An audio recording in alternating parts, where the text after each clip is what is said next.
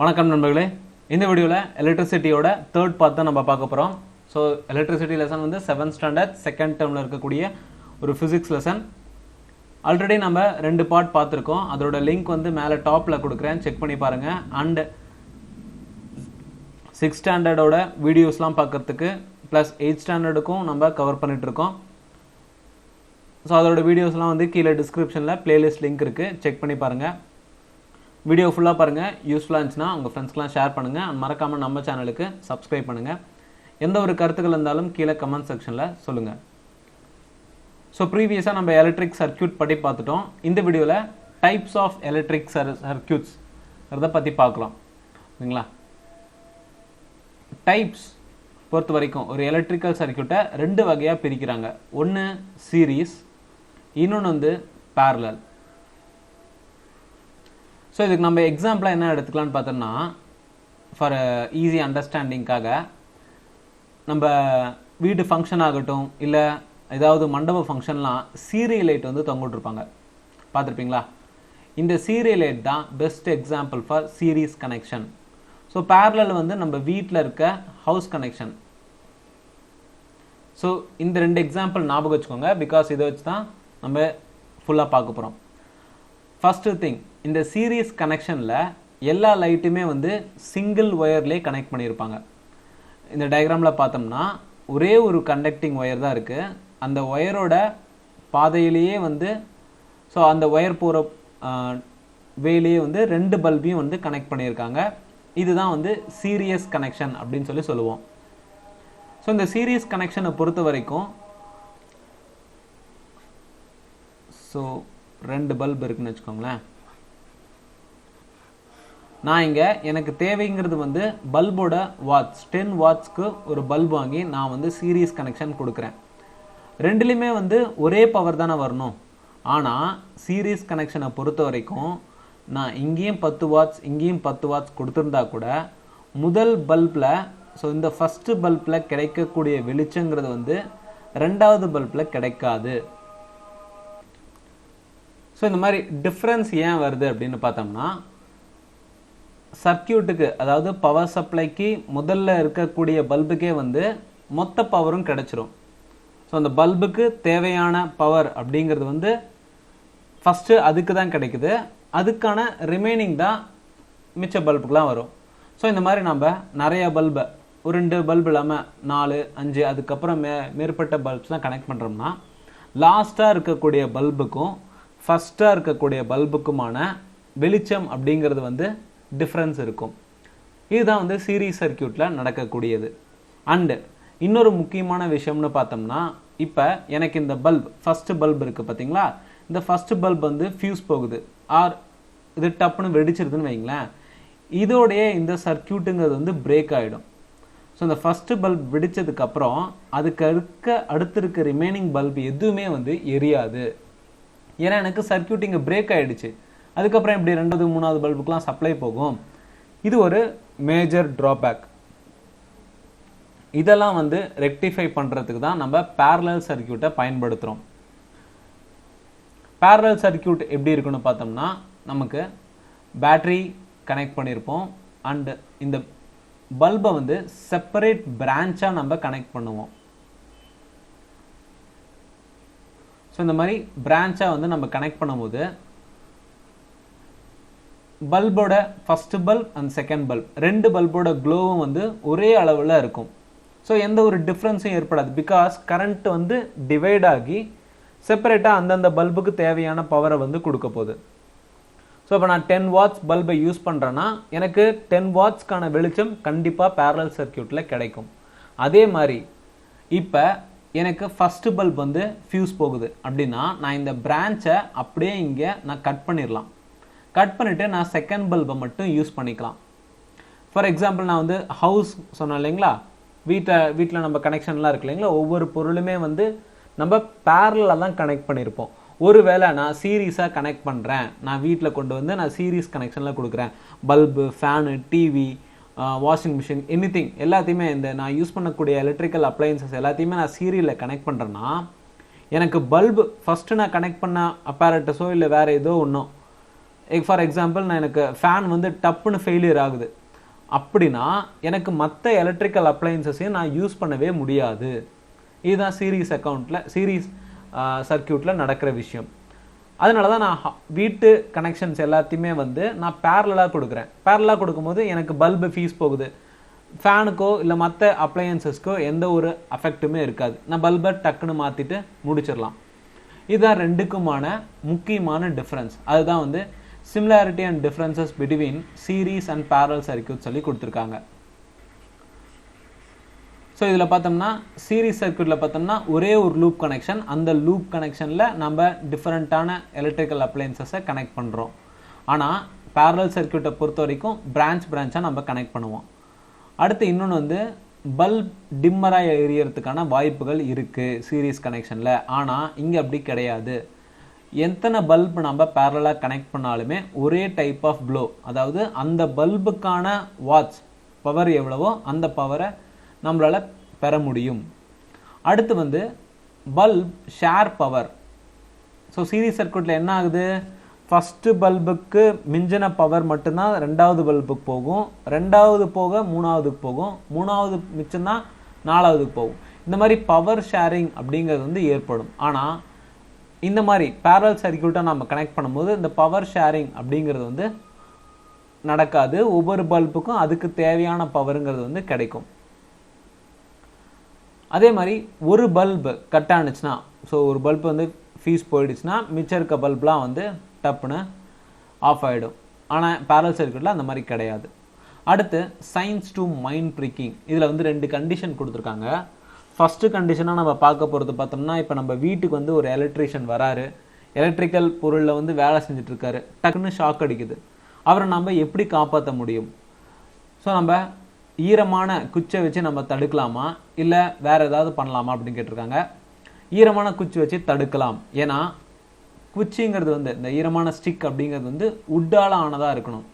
நீங்கள் ஸ்டீல் பைப்பையோ இல்லை ஏதோ ஒரு மெட்டல் ஆப்ஜெக்டையோ வச்சு அவரை தொடக்கூடாது. வுட்டு, பிளாஸ்டிக் இல்லை ரப்பர் மெட்டீரியலை வச்சு அவரை பிடிச்சி கீழே தள்ளி விடலாம். ஆர்எல்ஸ் பவர் சப்ளையை டைரெக்டாக எங்கேருந்து பவர் சப்ளை வருதோ அதையும் நம்ம க்ளவுஸ் போட்டுட்டு தான், கையில் லப்பர் க்ளவுஸ் போட்டுட்டு ஆஃப் பண்ணலாம். இது மூலயமா நம்ம வீட்டுக்கு ஒருத்தங்க இந்த எலக்ட்ரிஷியனுக்கு ஏதாவது ஷாக் அடிச்சுதுன்னா அவரை காப்பாற்ற முடியும். அடுத்து இன்னொன்று பார்த்தோம்னா ஈபியில் வேலை செய்யக்கூடிய எலக்ட்ரிக் லைன்மேன், இவங்களாம் வந்து ஒரு போல் கம்பத்து மேலே ஏறுறாங்கன்னா ரப்பர் க்ளவுஸ் மாட்டியிருப்பாங்க. இதுக்கு காரணம் பார்த்தோம்னா ரப்பர் வந்து ஒரு இன்சுலேட்டர். ஸோ இது எல்லாமே வந்து புவர் கண்டக்டர்ஸ் அப்படின்னு சொல்லுவோம். புவர் கண்டக்டர்ஸ்னால் இது மூலிமா கரண்ட் ஃப்ளோ இருக்காது. ஸோ அதனால தான் நம்ம ரப்பர் க்ளவுஸை மாட்டிட்டு ஏறும் போது எலக்ட்ரிக்கல் ஃப்ளோனால நமக்கு எந்த ஒரு பாதிப்பும் நடக்காது.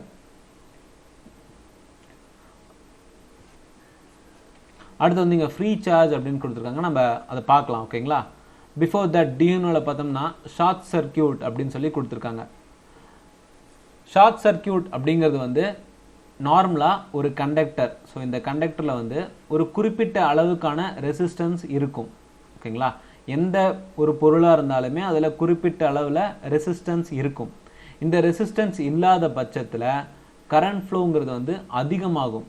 ஸோ கரண்ட் வேல்யூ வந்து நார்மலாக ஃப்ளோவோட ரொம்ப அதிகமாக ஃப்ளோ ஆனிச்சுன்னா அந்த நேரத்தில் ஷார்ட் சர்க்கியூட் ஏற்படும். ஸோ ஷார்ட் சர்க்கியூட் ஏற்படும் போது கரண்ட்டோட வேல்யூங்கிறது ரொம்ப ரொம்ப அதிகமாக இருக்கும்.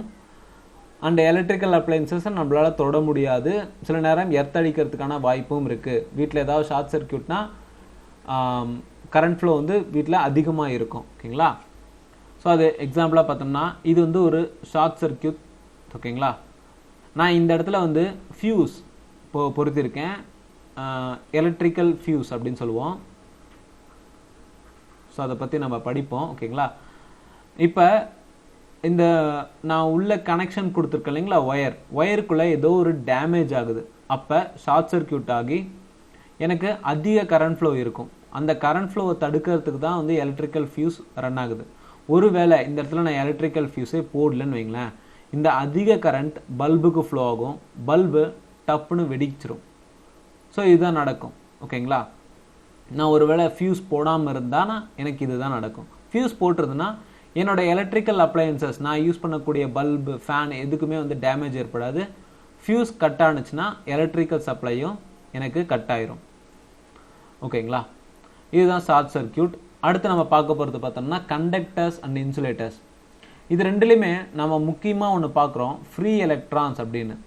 இந்த ஃப்ரீ எலக்ட்ரான்ஸ் அப்படிங்கிறதுனா நம்ம ஆல்ரெடி பார்த்துருக்கோம், ஒரு ஆட்டம் இருக்குது, ஒரு ஆட்டமோட ஷெல்லில் லாஸ்ட் ஷெல்லை வந்து வேலன்சி ஷெல் அப்படின்னு சொல்லுவோம். அண்ட் இதில் ப்ரெசண்ட்டாக இருக்கக்கூடிய எலக்ட்ரான்ஸ் வேலன்ஸ் எலக்ட்ரான். இந்த வேலன்ஸ் எலக்ட்ரான் தான் வந்து நம்மளோட கரண்ட் ஃப்ளோவுக்கு முக்கியமான காரணமாக அமையுது. ஒரு கண்டக்டரில், ஒரு கண்டக்டருங்கிறது ஒரு மெட்டல் தானே, metal for example copper, aluminium. இந்த காப்பர் அலுமினியமில் இருக்கக்கூடிய வேலன்ஸ் எலக்ட்ரான் தான் வந்து கரண்ட் ஃப்ளோவுக்கு முக்கியமான காரணம். அண்டு சில நேரங்களில் இந்த வேலன்சியில் இருக்க எலக்ட்ரான்ஸ்லாம் இருக்கு இல்லைங்களா, வேலன்சி ஷெல்லில் இருக்க எலக்ட்ரான்ஸ், அதெல்லாம் வந்து பிரிஞ்சு அந்த ஷெல்லிருந்து வெளியே வந்து ஃப்ரீ எலக்ட்ரான்ஸாக மாறும்.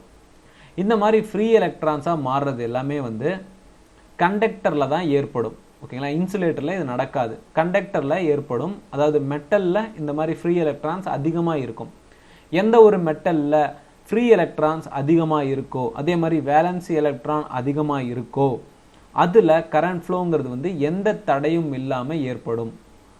அதுவே இன்சுலேட்டரில் வந்து இந்த ஃப்ரீ எலக்ட்ரான்ஸ் இருக்காது. அதே மாதிரி வேலன்சி எலக்ட்ரானும் வந்து டைட்லி பாண்ட், எந்த ஒரு வேலன்சி எலக்ட்ரானுமே வந்து பாண்டோட தான் இருக்குமே தவிர ஃப்ரீயாக எதுவுமே இருக்காது, ஷேரிங்கும் நடக்காது. ஸோ இங்கே எலக்ட்ரான் ஃப்ளோக்கான வாய்ப்புகள் கிடையாது இன்சுலேட்டரில். ஸோ இதுதான் ஃப்ரீ எலக்ட்ரான்ஸ்க்கான ஒரு முக்கியமான இம்பார்ட்டன்ஸ். அதுதான் வந்து இந்த ஃப்ரீ சார்ஜ் அப்படின்னு சொல்கிறாங்க. Free to van der around randomly in a metal, these are called free charge. So ஒரு வேலன்சியில் இருக்க எலக்ட்ரான் ஃப்ளோ ஆனிச்சுன்னா அதை ஃப்ளோ ஆஃப் எலக்ட்ரான் அப்படின்னு சொல்லுவோம். வேலன்சிலே இல்லாத ஒரு எலக்ட்ரான்ஸ் நார்மலாக சுற்றிக்கிட்டு இருக்குது, அந்த மாதிரி எலக்ட்ரான்ஸை நம்ம ஃப்ரீ எலக்ட்ரான் சொல்லுவோம். அதுக்கு ஒரு சார்ஜ் இன்டியூஸ் ஆனிச்சுன்னா அதை ஃப்ரீ சார்ஜ் அப்படின்னு சொல்லுவோம். கிளியர்? இதுதான் ஃப்ரீ சார்ஜ் அண்ட் ஃப்ரீ எலக்ட்ரான்ஸ்க்கான டெஃபினிஷன். ஓகேங்களா, அதே மாதிரி இந்த ஃப்ரீ எலக்ட்ரான்ஸ்க்குலாம் வந்து பவர் கிடைச்சதுன்னா, ஒரு வோல்டேஜ் நம்ம அப்ளை பண்ணோம்னா, இது எல்லாமே வந்து ஒரே டைரக்ஷன்லேயே வந்து ஃப்ளோ ஆகும். வோல்டேஜ் அப்ளை பண்ணுறதுக்கு முன்னாடி இந்த ஃப்ரீ எலக்ட்ரான்ஸ் அங்கேயும் இங்கேயும் ஆடிட்டு இருக்கும். ஆனால் ஒரு வோல்டேஜ் நம்ம அப்ளை பண்ணிட்டோம்னா, ஒரு ஃபோர்ஸ் ஆர்எல்ஸ் எனர்ஜி நம்ம அப்ளை பண்ணிட்டோம்னா, அந்த எலக்ட்ரானுக்கு ஒரு எனர்ஜி வந்துச்சுன்னா ஸ்ட்ரைட்டாக ஹையர் பொட்டன்ஷியல்லேருந்து லோயர் பொட்டன்ஷியலுக்கு மூவ் ஆக ஆரம்பிச்சிடும். ஓகேங்களா, அந்த இடத்துல எந்த ஒரு ஸ்கேட்டரிங்கும் ஏற்படாது. அடுத்து நம்ம கண்டக்டர்ஸில் பார்க்க போகிறது பார்த்தோம்னா, conductors R the material whose atoms have electron that are loosely bound and are free to move through the material. So கண்டக்டரில் இருக்கக்கூடிய எலக்ட்ரான்ஸ்லாம் வந்து கொஞ்சம் லூஸ்லேயே பவுண்டாக இருக்கும். ஸோ இந்த வேலன்சி எலக்ட்ரான்ஸ்லாம் இருக்குது பார்த்தீங்களா, அதெல்லாம் லூஸாக தான் பவுண்டாக இருக்கும். அந்த ஆட்டமில் லூஸாக தான் இருக்கும். இந்த டைமில் நம்ம சார்ஜ் இன்டியூஸ் பண்ணும்போது இந்த எலக்ட்ரான்ஸ்லாம் மூவ் ஆக ஆரம்பிக்கும். இது கண்டக்டரில் நடக்கக்கூடியது. A good conductor has high electrical conductivity. நம்ம ஆல்ரெடி பார்த்துருக்கோம் சிக்மா எலக்ட்ரிக்கல் கண்டக்டிவிட்டி அப்படின்னு. இந்த சிக்மா வேல்யூங்கிறது வந்து ஒரு பொருளை டிபெண்ட் பண்ணி தான் இருக்கும். அந்த பொருளில் எவ்வளோ நம்மளால் கரண்ட்டை கடத்த முடியுது அப்படிங்கிறத டிபெண்ட் பண்ணி தான் இந்த எலக்ட்ரிக்கல் கண்டக்டிவிட்டி அமையும். அண்ட் தென் இன்சுலேட்டர் நம்ம எடுத்துட்டோம்னா, நம்ம ஆல்ரெடி சொல்லியிருக்கோம், இன்சுலேட்டரில் ஃப்ரீ எலக்ட்ரான்ஸ் இருக்காது. அதே மாதிரி வேலன்சி எலக்ட்ரானும் டைட்டாக பவுண்டாக இருக்கும். இதனால எலக்ட்ரான் ஃப்ளோ அப்படிங்கிறது வந்து நடக்கிறதுக்கான வாய்ப்புகள் ரொம்ப ரொம்ப குறைவு. ஃபார் எக்ஸாம்பிள் கண்டக்டருக்கான எக்ஸாம்பிள் அண்ட் இன்சுலேட்டருக்கான எக்ஸாம்பிள். ஸோ கண்டக்டர்ஸ் அப்படின்னு பார்த்தோம்னா எல்லா மெட்டலுமே வந்து கண்டக்டர், நான் மெட்டல்ஸ் எல்லாமே வந்து இன்சுலேட்டர்ஸ். அடுத்து copper, aluminium, for example copper, aluminium இதெல்லாமே வந்து கண்டக்டர்ஸ். இங்கே பார்த்தோம்னா நான் மெட்டல்ஸை பொறுத்த வரைக்கும் பிளாஸ்டிக், ரப்பர், வுட் இது எல்லாமே வந்து இன்சுலேட்டர்ஸ். ஓகேங்களா, ஸோ இதான் இங்கே தியரியாக கொடுத்துருப்பாங்க. an insulator gives lot of resistance to the flow of electron or charge. அடுத்து the rubber or eraser does not allow electrical current to pass through. So rubber is the non-conductor of electricity and rubber is a insulator. அடுத்து டியூனோல முக்கியமாக கொடுத்துருக்கிறது பார்த்தீங்கன்னா sim card. So sim card டைப்பில் இருக்க பார்த்தீங்களா, இந்த sim card டைப்பில் இருக்கும். இப்போ ரீசெண்டாக வந்து ஏடிஎம்மில் கூட சிப் டைப் அப்படின்னு சொல்லுவோம், சிப் டைப் ஏடிஎம் அப்படின்னு சொல்லுவோம். இந்த கார்டு இல்லை சிம் கார்டுலாம் இருக்கு இல்லைங்களா, இதெல்லாம் வந்து சிப் மாதிரி ப்ரெசண்ட்டாக இருக்கும். இது எல்லாமே வந்து செமிகண்டக்டர் மெட்டீரியலில் தயாரிக்கப்படுது. எனக்கு தேவைங்கும் போது இது கண்டக்டராகவும் செயல்படும் அண்டு இன்சுலேட்டராகவும் செயல்படும். அதுதான் வந்து செமிகண்டக்டரோட அட்வான்டேஜ். செமிகண்டக்டருங்கிறது வந்து கண்டக்டருக்கும் இன்சுலேட்டருக்கும் நடுவில் இருக்கக்கூடிய ஒரு மனிதர். ரெண்டு கேரக்டருமே வந்து அவருக்கு இருக்கும். அவர் கண்டக்டராகவும் செயல்படுவார், இன்சுலேட்டராகவும் செயல்படுவார். அடுத்து நம்ம பார்க்கக்கூடியது பார்த்தோம்னா effects of electric current. So electric current apply பண்ணுறதுனால என்னென்ன எஃபெக்ட்லாம் நடக்குது, அதில் முக்கியமாக 3 எஃபெக்ட்னா விளைவுகள். ஓகேங்களா, என்னென்னு பார்த்தோம்னா first one heating effect, magnetic effect, chemical effect. So இது 3 பற்றி தான் நம்ம பார்க்க போகிறோம். First thing heating effect.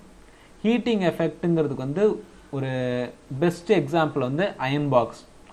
And இன்னொரு எக்ஸாம்பிள் பார்த்தோம்னா நம்ம வீட்டில் யூஸ் பண்ணக்கூடிய இம்மர்ஷன் வாட்டர் ஹீட்டர்.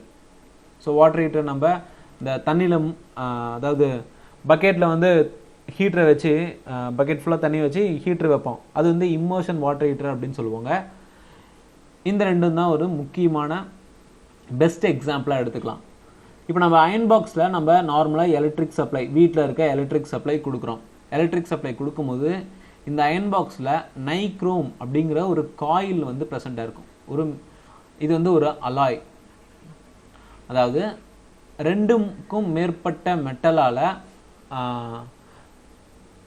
கலந்த கலவையாக செய்கிறது தான் வந்து அலாய் அப்படின்னு சொல்லுவாங்க. 2 மெட்டலை சேர்த்து ஒரு புதுசாக ஒரு மெட்டலை கண்டுபிடிச்சாங்கன்னா அது அலாய். அந்த மாதிரி நைக்ரோம் அப்படிங்கிறது ஒரு அலாய். இந்த அலாய் இதில் யூஸ் பண்ணுவாங்க. இந்த அலாய்க்கு ஹை ரெசிஸ்டன்ஸ் இருக்கும், அண்ட் ஹை மெல்டிங் பாயிண்ட் இருக்கும். ஏன் இந்த ரெண்டும் ஹையாக இருக்குது, ரெசிஸ்டன்ஸும் சரி மெல்டிங் பாயிண்ட்டும் சரி ஏன் அதிகமாக இருக்குது அப்படின்னு பார்த்தோம்னா,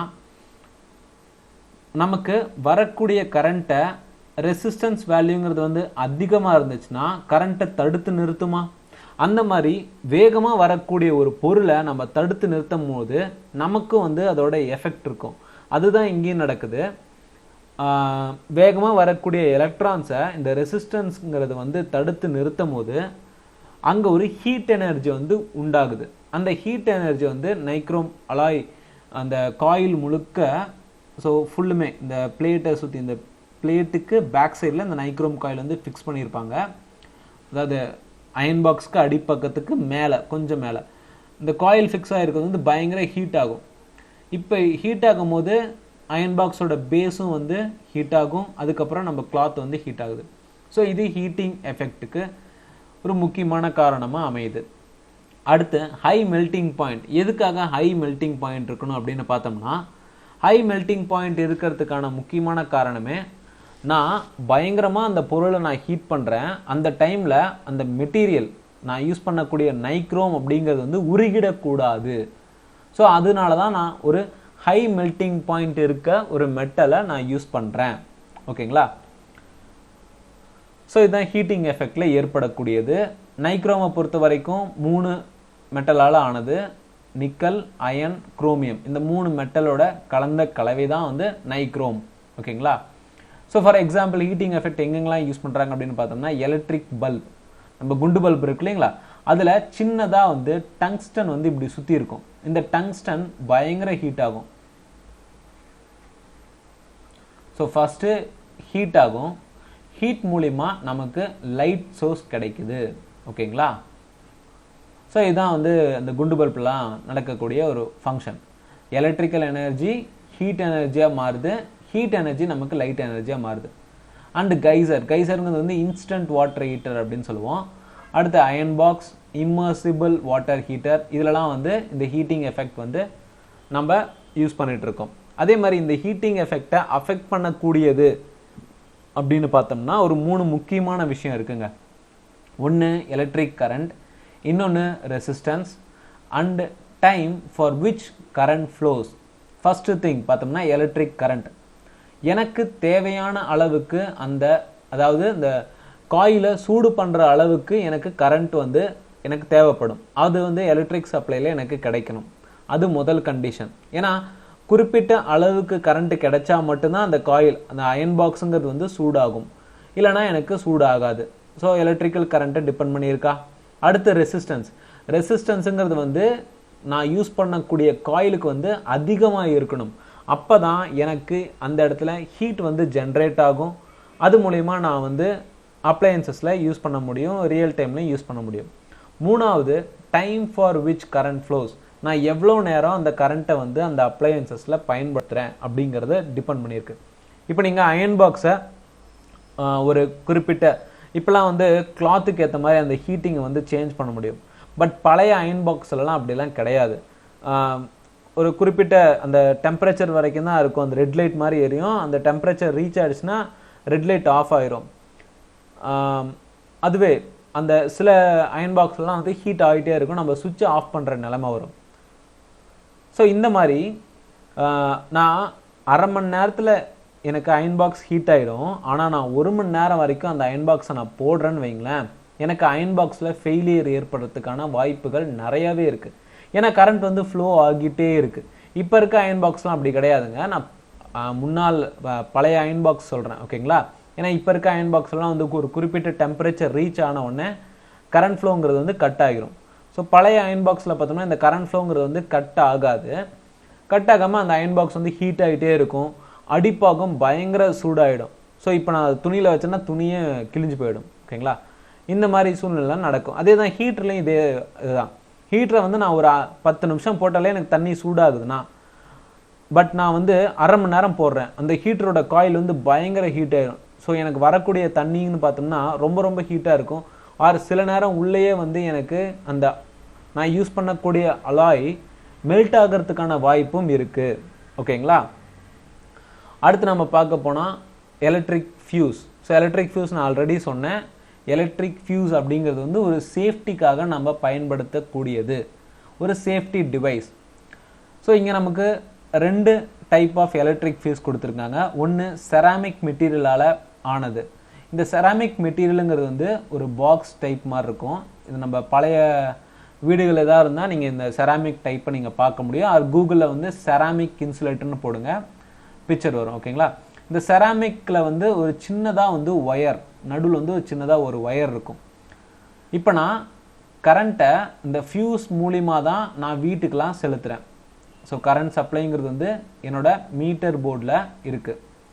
ஸோ எக்ஸாம்பிள் நாங்கள் வீட்டை ஞாபகம் வச்சுக்கோங்க. வீட்டில் இருக்க மீட்டர் போர்டு வழியாக நான் மீட்டர் போர்ட்லேயே ஒரு ஃபியூஸை கனெக்ட் பண்ணியிருக்கேன். ஃபியூஸ் மூலிமா எனக்கு வீட்டில் இருக்க ஹவுஸ் அப்ளையன்சஸ் எல்லாத்துக்குமே வந்து கரண்ட் வந்து சப்ளை ஆகுது. இப்போ திடீர்னு எனக்கு ஒரு பவர் ஃபெயிலியர் ஏற்படுது, திடீர்னு அதிகமான கரண்ட் ஃப்ளோ ஆகுதுன்னா இந்த ஃபியூஸ் வந்து கட் ஆகிரும். கட் ஆனிச்சுன்னா எனக்கு அப்ளையன்சஸ் எல்லாமே வந்து எந்த ஒரு டேமேஜும் நடக்காது. ஒருவேளை நான் இந்த இடத்துல நான் ஃபியூஸை யூஸ் பண்ணலன்னா கரண்ட் அதிகமாக ஃப்ளோ ஆகும்போது நான் எந்த ஒரு அப்ளையன்சஸை போட்டாலுமே அது டேமேஜ் ஆகிறதுக்கு வாய்ப்பு இருக்குது. ஏன்னா எனக்கு தேவைப்படுற கரண்ட் வேல்யூவோட அதிகமான கரண்ட் வேல்யூ சடனாக வருது. இப்போ ஃபார் எக்ஸாம்பிள் பார்த்தோம்னா மின்னல் இடியெல்லாம் இடிக்கும் போது நம்ம வீட்டில் டிவி ஆஃப் பண்ண சொல்லுவாங்க, இல்லை ஏதோ ஒரு பொருளை வந்து நம்ம ஃப்ரிட்ஜோ இல்லை மிக்ஸியோ எல்லாத்தையுமே ஆஃப் பண்ணி வைக்க சொல்லுவாங்க, எந்த ஒரு பொருட்களையும் போடாதுன்னு சொல்லுவாங்க. ஏன் அப்படின்னு பார்த்தோம்னா திடீர்னு மின்னல் அடிக்குதுன்னா காற்றடிக்கும் போது சில நேரங்களில் நம்ம கரண்ட்டு கம்பி இருக்கு இல்லைங்களா, ஒன்றோட ஒன்று மோதிக்கிறதுக்கான வாய்ப்புகள் இருக்குது. இது மூலிமா சடனாக வந்து பவர் வந்து அதிகமாக வரும் வீட்டுக்கு. அந்த மாதிரி வீட்டுக்கு அதிகமாக வரதை நம்மளால் தடுக்க முடியுமா? முடியாது. அப்போ நம்ம எந்த அப்ளையன்சஸ் வீட்டில் நம்ம யூஸ் பண்ணுறோமோ அது ஃபெயிலியர் ஆகிறதுக்கான வாய்ப்பு இருக்குது. ஆர் டிரான்ஸ்ஃபார்மர் ஃபெயிலியர், இந்த மாதிரி மழைக்காலங்களில் எந்த ஒரு நம்ம அப்ளையன்சஸ் யூஸ் பண்ணுறத தடுக்கணும். மழைக்காலங்களில் இல்லை பயங்கரமாக காற்று அடிக்கும் போது அப்போ தான் வந்து நம்ம வீட்டில் இருக்க பொருட்களை பாதுகாப்பாக வைக்க முடியும். பட் இப்போ வந்து அந்த நிலைமை கிடையாதுங்க. நம்ம எம்சிபி அப்படின்னு சொல்லி ஒன்று யூஸ் பண்ணுறோம். இந்த டைப் ஆஃப் சர்க்கியூட் பிரேக்கர் வந்து ரொம்பவே அட்வான்ஸ். எப்போ நம்ம வீட்டுக்கு அதிகமான பவர் வருதுன்னு தெரிஞ்சதோ உடனே கட் பண்ணிடும். ஓகேங்களா? அண்ட் இந்த ஃபஸ்ட்டு நான் இந்த செராமிக் டைப் எலக்ட்ரிக் ஃபியூஸ் சொன்னேன் இல்லைங்களா? ஸோ இதுதான் ஃபியூஸோட ஒர்க்கிங். ஸோ இந்த மாதிரி அதிகமான கரண்ட் வரும்போது ஃபியூஸ் வந்து டக்குன்னு பிரேக் ஆகிடும். ஓகேங்களா? அந்த பிரேக்கிங் கட்டுறாங்க இல்லைங்களா? பிரேக் ஆனால் பவர் சப்ளையும் கட் ஆகிடும். ஸோ இப்போ இந்த எலக்ட்ரிக் ஃபியூஸில் அதிகமாக கரண்ட் சப்ளை ஆகும்போது இந்த நடுவில் இருக்க கம்பி வந்து கட் ஆகும். இப்போ நான் இதை மாற்றணுன்னா நான் இபியில் சொல்லணும், இல்லை எனக்கு எக்ஸ்ட்ராவாக ஒரு ஃபியூஸ் மெட்டீரியல் தேவையாக இருக்கும். அப்போ இருந்தால் மட்டும்தான் நான் மறுபடியும் வீட்டில் எலக்ட்ரிக் பவர் சப்ளை நான் என்னால் மறுபடியும் ஸ்டார்ட் பண்ண முடியும். இல்லைனா வந்து நான் இபி போர்டில் சொல்லி புதுசாக ஒன்று அவங்க தான் வந்து மாற்றி கொடுப்பாங்க. அண்ட் அதுக்கு அடுத்த இன்வென்ஷன் தான் இந்த டைப். இது வந்து ஒரு கிளாஸ் டைப்புங்க. ஓகேங்களா? இது வந்து ஒரு கிளாஸ் டைப்பான ஒரு எலக்ட்ரிக் ஃபியூஸ். இதுலேயும் வந்து ஒரு சின்ன ஒயர் மாதிரி தான் இருக்கும். பட் நான் இதை வந்து ஈஸியாக ரீப்ளேஸ் பண்ணிக்க முடியும். இது வந்து எலக்ட்ரிக்கல் டிவைசஸ்லாம் இருக்கும். ஸோ இது வீட்டில் கிடையாதுங்க, அதாவது மீட்டர் போர்டில் கிடையாது. நான் யூஸ் பண்ணக்கூடிய எலக்ட்ரிக்கல் டிவைசஸ், அயன் பாக்ஸ் ஆகட்டும், இல்லை மிக்சி, கிரைண்டர், இதில் இந்த மாதிரி எலக்ட்ரிக் டிவைசஸ்லாம் இருக்கும். இந்த எலக்ட்ரிக் டிவைசஸில் இருக்கிறது என்ன பண்ணும், அந்த டிவைஸை மட்டும் பாதுகாக்கும். ஓகேங்களா? அந்த குறிப்பிட்ட டிவைஸில் இந்த எலக்ட்ரிக் ஃபியூஸ் இருந்துச்சுன்னா அந்த டிவைஸ்க்கு எப்பயாவது அதிக பவர் சப்ளை வந்துச்சுன்னா உடனே கட் பண்ணி விட்டுரும். இதுதான் வந்து கிளாஸ் டைப் எலக்ட்ரிக் ஃபியூஸ் அப்படின்னு சொல்லுவோம். அடுத்து நம்ம பார்க்க போகிறது பார்த்தோம்னா MCB, miniature circuit breaker. So இப்போ இந்த எம்சிபி யூஸ் பண்ணுறது மூலிமா நம்ம எதை அவாய்ட் பண்ணுறோம் அப்படின்னு பார்த்தோம்னா, இந்த ஃபஸ்ட்டு பார்த்தோம்ல செராமிக் டைப், இந்த டைப்பில் நான் வந்து போய் புதுசாக வாங்கி மாற்றணும். ஆனால் இந்த மினியேச்சர் சர்க்கியூட் போர்டை பொறுத்த வரைக்கும் நான் ஜஸ்ட்டு இந்த ஸ்விட்சை மேலே தள்ளி விட்டால் மட்டும் போதும். எனக்கு எப்போ அதிகமான சப்ளை வந்து ஃபியூஸ் ஆகுதோ அப்போ நான் இந்த ஸ்விட்சை கீழே இறங்கிடும், டப்புன்னு கீழே இறங்கிடும், பிரேக் ஆகிடும். ஏதாவது சர்க்கியூட் பிரேக் ஆகுதுன்னா உடனே வந்து கீழே ஸ்விட்ச் வந்து கீழே ஃபுல்லாயிரும். நான் மேலே தூக்கி விட்டால் மட்டும் போதும், மறுபடியும் எலக்ட்ரிக்கல் சப்ளைங்கிறது வந்து நார்மலான நிலைமைக்கு வந்துடும். Miniature circuit breakers break the circuit automatically. One just need to switch it on to resume the electric supply. ஓகேங்களா? அண்ட் இந்த மினியேச்சர் சர்க்கியூட் போர்டுங்கிறது வந்து சர்க்கியூட் பிரேக்கருங்கிறது வந்து நம்ம யூசேஜை பொறுத்து அமையுது. ஸோ இண்டஸ்ட்ரிக்கு ஒரு மாதிரி, அதாவது அந்த எம்சிபியோட கெப்பாசிட்டிங்கிறது வந்து வேறு வேறு இடத்த தகுந்த மாதிரி மாறும். ஓகேங்களா? அடுத்து மேக்னெட்டிக் எஃபெக்ட் ஆஃப் எலக்ட்ரிசிட்டி. இந்த மேக்னெட்டிக் எஃபெக்ட்டுங்கிறது வந்து ஒரு மேக்னெட்டில், நார்மலான ஒரு மேக்னெட்டில் நான் எலக்ட்ரிக் சப்ளை கொடுக்குறேன்னா அது எலக்ட்ரோ மேக்னெட்டாக மாறும்.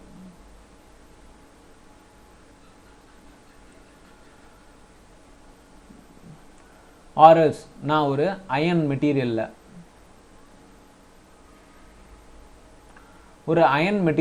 நான் எலக்ட்ரிக் சப்ளை அப்ளை பண்ணுறேன்னா அதுவும் எனக்கு எலக்ட்ரோ மேக்னெட்டாக மாறும்.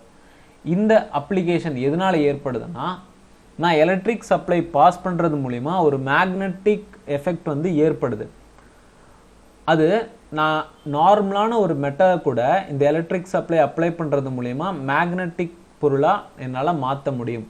அதை கண்டுபிடிச்சவர் யார் அப்படின்னு பார்த்தோம்னா 1819 கிறிஸ்டியன் ஆய்ஸ்டர்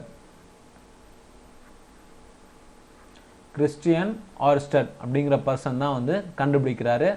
நான் எலக்ட்ரிசிட்டி அப்ளை பண்ணுறது மூலிமா எனக்கு மேக்னெட்டிக் எஃபெக்ட்டுங்கிறது வந்து கிடைக்குது, நான் அயன் பொருளில் அப்ளை பண்ணாலும் எனக்கு மேக்னெட்டாக மாறுது அப்படின்னு சொல்லி கண்டுபிடிக்கிறாரு. இதுதான் நிறையா இன்வென்ஷனுக்கு ஹெல்ப்ஃபுல்லாக இருந்துச்சு. பெஸ்ட் எக்ஸாம்பிள் பார்த்தோம்னா நம்ம ஸ்பீக்கரில் பின்னாடி பார்த்தோம்னா மேக்னெட் இருக்கும். இந்த மேக்னெட்டோட பர்பஸே பார்த்தோம்னா நம்ம சவுண்டை வந்து ஆம்ப்ளிஃபை பண்ணி கொடுக்கும். நல்லா சவுண்டை வந்து நல்லா சத்தமாக, ஓகேங்களா, ஆம்ப்ளிஃபை பண்ணி கொடுக்குற பர்பஸ் தான் வந்து ஸ்பீக்கர். இதுக்கு பின்னாடி இருக்கிற மேக்னெட் வந்து நார்மலாக தான் இருக்கும். எப்போ எனக்கு சவுண்ட் சிக்னலுங்கிறது வந்து ஃபஸ்ட்டு எலக்ட்ரிக் சிக்னலாக வந்து தான் ஸ்பீக்கரில் சவுண்ட் சிக்னலாக மாறுது. இந்த எலக்ட்ரிக் சிக்னல் ஸ்பீக்கரோட மேக்னெட்டை எலக்ட்ரோ மேக்னெட்டாக மாற்றுது அண்ட் சவுண்டை ஆம்ப்ளிஃபை பண்ணியும் கொடுக்குது. அண்ட் வேறு சில பெஸ்ட் எக்ஸாம்பிள் பார்த்தோம்னா எலக்ட்ரிக் பெல், நம்ம ஸ்கூல் காலேஜஸில் யூஸ் பண்ணக்கூடிய எலக்ட்ரிக் பெல், அதே மாதிரி கிரேன், இதெல்லாம் வந்து எலக்ட்ரோ மேக்னெட்டை பயன்படுத்துகிறாங்க. ஸோ இந்த மாதிரி எலக்ட்ரிக் கரண்ட்டை பொறுத்து நம்ம மேக்னெட்டிக் ப்ராப்பர்ட்டியை அச்சீவ் பண்ணுறோம். அடுத்து முக்கியமான விஷயமா டெலிஃபோனை பற்றின ஒர்க்கிங் கொடுத்துருக்காங்க.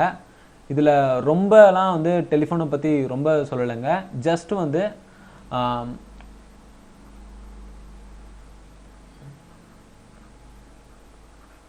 ஸோ டெலிஃபோனை ஒரு பக்கம் இருந்து ஸ்பீக்கர் பேசுகிறாரு, ஓகேங்களா. இந்த ஸ்பீக்கர் பேசும்போது நமக்கு எலக்ட்ரிக் சிக்னலாக மாறுது. இந்த எலக்ட்ரிக் சிக்னல் அப்படிங்கிறது வந்து நம்ம அதாவது ரிசீவிங் சைடில் யூஸ் பண்ணக்கூடிய டெலிஃபோனுக்கு வருதுங்க. இந்த டெலிஃபோனுக்குள்ளே என்ன ஒரு பொருள் இருக்குன்னா, சாஃப்ட் அயன் பார் இருக்குது. ஒரு சாஃப்டான ஒரு அயன் பார் இருக்குது. அண்ட் இந்த சாஃப்ட் அயன் பார் ஒட்டியே தின் ஷீட் ஆஃப் மெட்டல்ஸ் இருக்குது.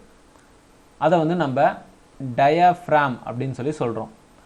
நான் ஃபோன் எடுத்து பேசும்போது எனக்கு ரிசீவிங், அதாவது ரிசீவரில், ஃபோனோட ரிசீவரில் எனக்கு வர எலக்ட்ரிக்கல் சிக்னல் இந்த சாஃப்ட் அயன் பாரை ஒரு மேக்னெட்டாக மாற்றும்.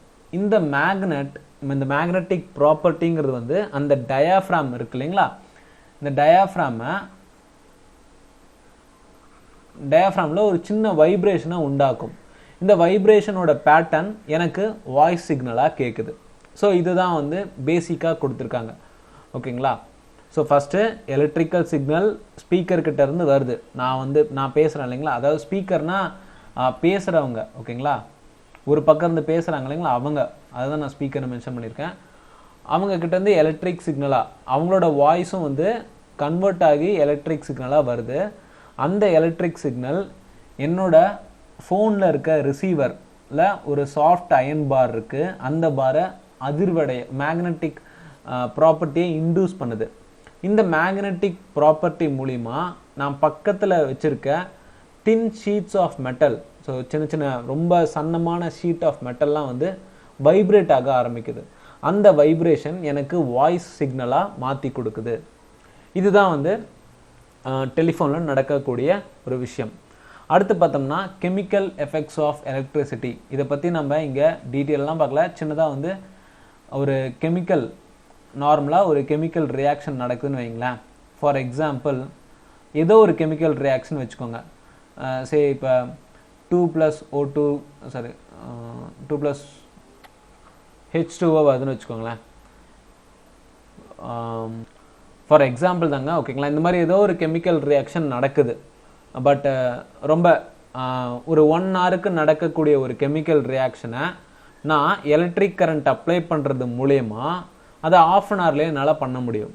அதே மாதிரி வேறு சில அப்ளையன்ஸ்லாம் இருக்குது. For example gold plating. இப்போ கவரிங் நகைகள்லாம் வந்து கோல்டாக வந்து மாற்றுறாங்க இல்லைங்களா, அதை வந்து கோல்டாக மாற்றினா கோல்டு பிளேட்டிங், தங்கமுலாம் பூசுவோம் அப்படின்னு சொல்லுவாங்க. அதை வந்து நம்ம எலக்ட்ரோ பிளேட்டிங் அப்படின்னு சொல்லுவோம்.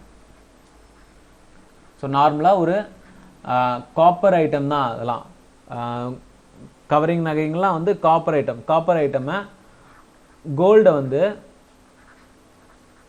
கோல்டு பொருளால் பிளேட்டிங் பண்ணுவாங்க, பூசுவாங்க. அதுக்கு முக்கியமான ப்ராசஸ் தான் வந்து எலக்ட்ரோ பிளேட்டிங் அப்படின்னு சொல்லுவாங்க. இந்த எலக்ட்ரோ பிளேட்டிங் நடக்கிறதுக்கான காரணம் பார்த்தோம்னா அதில் நம்ம பாஸ் பண்ணக்கூடிய எலக்ட்ரிக் கரண்ட். இந்த எலக்ட்ரிக் கரண்ட்டை பாஸ் பண்ணி நம்ம பொருளோட கலரை வந்து சேஞ்ச் பண்ண முடியும். அதே மாதிரி பொருளோட ப்ராப்பர்ட்டியை வந்து சேஞ்ச் பண்ண முடியும். ஸோ இந்த மாதிரி ப்ராசஸ்லாம் வந்து எலக்ட்ரிசிட்டியை பயன்படுத்தி பண்ண முடியும் அப்படின்னு சொல்கிறாங்க.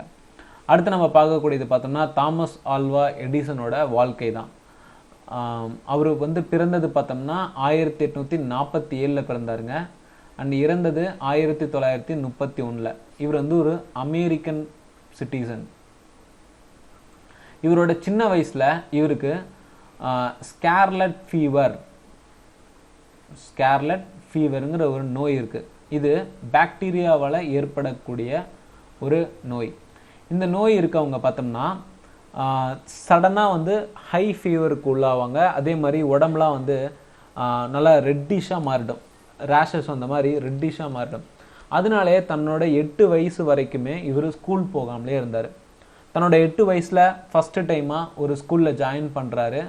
அது வந்து ஃபோர்ட் ஹாரன் அப்படிங்கிற ஒரு ஸ்கூல் அமெரிக்காவில் இருக்குது. 8 வயசில் ஜாயின் பண்ணதுக்கப்புறமா அந்த ஸ்கூலில் இருக்க டீச்சர் வந்து இவங்களை பயங்கரமாக திட்டிடுறாரு. திட்டின உடனே இவருக்கு வந்து ஸ்கூல் போகவே ஒரு வெறுப்பாயிடுது. இவருக்கு பிடிக்காதனால தன்னோட 9வது வயசில், அதாவது 8வது வயசுலேயே வந்து ஸ்கூல் போகிறதே நிறுத்திடுறாரு. பட் வீட்டில் இருந்த காலத்தில், அதாவது இந்த 8 வயசுக்கும் தான் ஸ்கூல் போகிறாரு, அதுக்கு முன்னாடியே வீட்டில் இருந்தே அவங்க அம்மா கிட்ட அவங்க படிக்கிறாங்க. ஏன்னா அம்மா வந்து டீச்சராக இருக்காங்க. ஸோ அம்மா வந்து நிறையா சொல்லித்தராங்க.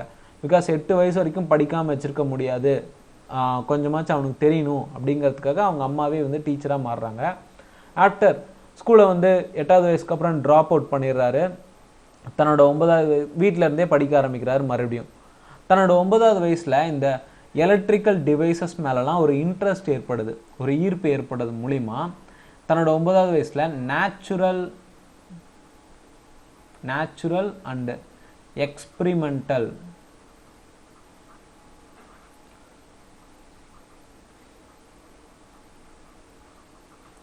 இந்த புக் நேச்சுரல் அண்ட் எக்ஸ்பெரிமெண்டல் ஃபிலாசபிங்கிற புக்கை வந்து ரிச்சர்ட் பார்க்கர் அப்படிங்கிறவர் எழுதியிருக்காரு. இதை பற்றி படிக்கிறாரு. இதை பற்றி படிக்கும்போது இன்னும் நிறையா ஆர்வம் உண்டாகுது எலக்ட்ரிக்கல் பொருட்கள் மேலே, எலக்ட்ரிசிட்டியை பற்றி. ஸோ தன்னோட 21வது வயசில் மைக்கேல் ஃபாரடே எழுதின எக்ஸ்பெரிமெண்டல் ரிசர்ச்சர்ஸ் இன் எலக்ட்ரிசிட்டி புக்கை வந்து படித்து இன்னும் நிறையா தெரிஞ்சுக்கிறாரு. ஸோ குறிப்பிட்டு சொல்லியிருக்காங்க, ஓகேங்க, பர்டிகுலர் ஏஜில் இந்த புக்கெல்லாம் வந்து டீப் நாலேஜாக படித்தார் அப்படின்னு சொல்லியிருக்காங்க. அடுத்து இவரோட ஃபேமிலி சுச்சுவேஷன் காரணமாக நான் வேலைக்கு போகணும் அப்படிங்கிறதுனால ஒரு ரயில்வே ஸ்டேஷனில் வந்து டெலிகிராஃப் ஆப்ரேட்டராக, தந்தி இருக்கு இல்லைங்களா, அதுதான் டெலிகிராஃப் அப்படின்னு சொல்லுவோம். இந்த டெலிகிராஃப் ஆப்ரேட்டராக வந்து ஒர்க் பண்ணுறாரு. இது வந்து ஃபஸ்ட்டு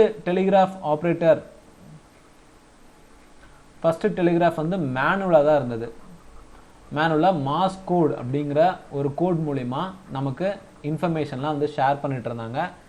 அண்டு இந்த டெலிகிராஃப் மேனுவலாக இருக்கே, நம்ம வந்து ஏன் வந்து ஆட்டோமேட்டிக்காக மாற்றக்கூடாது அப்படின்னு சொல்லிட்டு அவரோட முதல் இன்வென்ஷனான எலக்ட்ரிக்கல் டெலிகிராஃபை கண்டுபிடிக்கிறாரு. ஸோ அவரோட முதல் இன்வென்ஷன் வந்து எலக்ட்ரிக்கல் டெலிகிராஃப், ஓகேங்களா. இந்த எலக்ட்ரிக்கல் டெலிகிராஃபை வந்து ஃபர்ஸ்ட் டைமாக எந்த வருஷம் கண்டுபிடிக்கிறேன்னு பார்த்தோன்னா 1874. தன்னோட 1874வது வருஷத்தில் எலக்ட்ரிக்கல் டெலிகிராஃப் அப்படின்னு ஒரு விஷயத்த கண்டுபிடிக்கிறாரு. அண்ட் தென் கிராமோஃபோன் அப்படிங்கிற ஒரு பாட்டு கேட்குற கருவியை வந்து 1877 கண்டுபிடிக்கிறாரு. அடுத்த 2 வருஷத்தில் பல்ப் வந்து கண்டுபிடிக்கிறாரு. அந்த பல்பில் நாம் இப்போ யூஸ் பண்ணக்கூடியதெல்லாம் வந்து டங்ஸ்டன். ஆனால் அவர் கண்டுபிடிச்ச காலத்தில் பிளாட்டினம் காயிலை வந்து யூஸ் பண்ணார். சென்டரில் வந்து நம்ம டங்ஸ்டன் இருக்குன்னு பார்த்தோம் இல்லைங்களா, ஆனால் அவர் பிளாட்டினம் ஒயரை வந்து யூஸ் பண்ணி ஒரு ஃபஸ்ட்டு எலக்ட்ரிக் பல்பாக வந்து 1879 கண்டுபிடிக்கிறாரு. அண்டு அதுக்கு அடுத்த இன்வென்ஷனாக பார்த்தோம்னா, முக்கியமான இன்வென்ஷனாக கைனட்டோஸ்கோப் அப்படின்னு சொல்லுவோம்.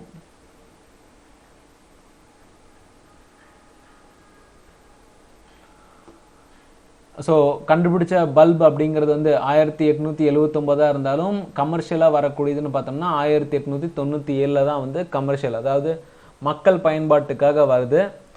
அண்ட் தென் கைனட்டோஸ்கோப் அப்படிங்கிற ஒரு பொருளை கண்டுபிடிக்கிறாரு. இந்த கைனட்டோஸ்கோப் அப்படிங்கிறது வந்து ஒரு ஃபிலிம் ஸ்ட்ரிப், இந்த பழைய காலத்தில் ஃபிலிம் ஸ்ட்ரிப்லாம் இருக்கும் இல்லைங்களா, அது வந்து நிறைய பிக்சர்ஸ், ஸோ 2-3 ஃபோட்டோ, நிறையா ஃபோட்டோஸ் வந்து இருக்கும். இதெல்லாம் வந்து ஒவ்வொரு ஃபோட்டோஸ்.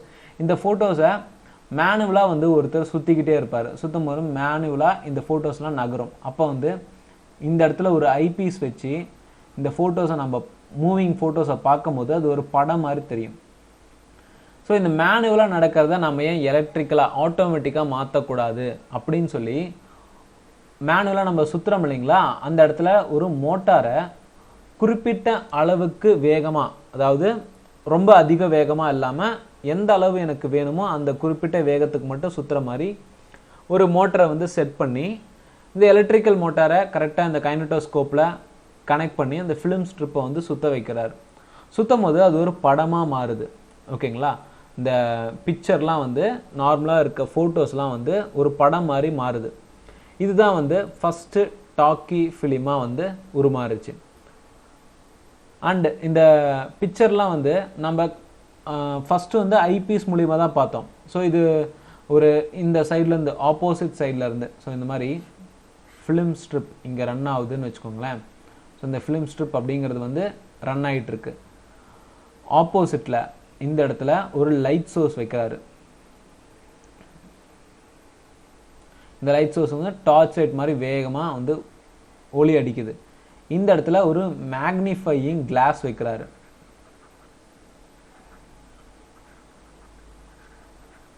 மேக்னிஃபையிங் கிளாஸோட பர்பஸே பார்த்தோம்னா சின்னதாக இருக்கிறத பெருசாக காட்டும். அதுதான் மேக்னிஃபையிங் கிளாஸ். இந்த கிளாஸ் மூலிமா நமக்கு லார்ஜ் ஸ்க்ரீனில் அவர் படத்தை ஓட்டி காட்டினார். ஸோ இங்கே தான் வந்து ஃபஸ்ட்டு டாக்கி ஃபிலிம் அப்படிங்கிறது வந்து உருவாகுது 1891. அடுத்து 1931 அவர் இறந்து போகிறாரு. இறந்து போகும்போது அமெரிக்கா மொத்தமே வந்து லைட் ஆஃப் பண்ணி இவருக்கு அஞ்சலி செலுத்துகிறாங்க. குறிப்பிட்ட சில இடத்துல மட்டும் சிகாகோ, பிராட்வே இந்த மாதிரி முக்கியமான ரோடு பகுதியிலலாம் வந்து லைட் எரிஞ்சுது. மற்ற இடத்துல எல்லாத்தையுமே லைட் ஆஃப் பண்ணாங்க. எஸ்பெஷலி நியூயார்க்கில் இருக்கக்கூடிய ஸ்டாச்சு ஆஃப் லிபர்ட்டி, இந்த ஸ்டாச்சு ஆஃப் லிபர்ட்டியோட கையில் வந்து ஒரு ஜோதி எப்பயுமே எரிஞ்சிட்ருக்கும். அந்த ஜோதியை கூட அவர் இறந்த நாள் அன்னைக்கு ஆஃப் பண்ணி வச்சுருந்தாங்க. இது வந்து ஒரு ஹிஸ்டாரிக்கல், ஏன்னா அவர் இறந்தது வந்து ஒரு பெரிய இழப்பு தானே, ஒரு பெரிய இன்வென்ஷன். ஏன்னா இவர் பேரில் மட்டுமே 1093 பேட்டன்ட் இருக்குங்க. அத்தனை விஷயத்தை கண்டுபிடிச்சி தன் பேரில் பேட்டன்ட் வாங்கி வச்சுருக்காரு. நாம் இப்போ எந்த ஒரு பொருளை கண்டுபிடிச்சாலுமே வந்து அதுக்கான பேட்டன்ட்டாக வாங்கலாம். ஸோ இந்த பொருளை நான் தான் கண்டுபிடிச்சேன், இந்த பொருளை இந்த மாதிரி விஷயத்த நான் கண்டுபிடிச்சிருக்கேன், வேறு யாராவது யூஸ் பண்ணால் எனக்கு குறிப்பிட்ட தொகையை வந்து இழப்பீடாக கொடுக்கணும் அப்படிங்கிற ஒரு விஷயந்தான் இந்த பேட்டன்ட் அப்படிங்கிறது. இந்த மாதிரி இவரோட பேரில் மட்டுமே 1093 பேட்டன்ட் இருக்குது. இந்த பேட்டன்ட் ஸ்டில் நவ் இதுதான் வந்து வேர்ல்ட் ரெக்கார்டாக இருக்குது. இப்போ வரைக்குமே தனி ஒரு மனிதர் பேரில் 1093 பேட்டன்ட்டுங்கிறது வந்து வேர்ல்ட் ரெக்கார்டாக இருக்குது. ஸோ வீடியோ யூஸ்ஃபுல்லாக இருந்துச்சுன்னா நம்ம சேனலுக்கு சப்ஸ்கிரைப் பண்ணுங்கள். அண்ட் மறக்காமல் எந்த ஒரு கருத்துக்கள் இருந்தாலும் கீழே ஷேர் பண்ணுங்கள். தேங்க்யூ.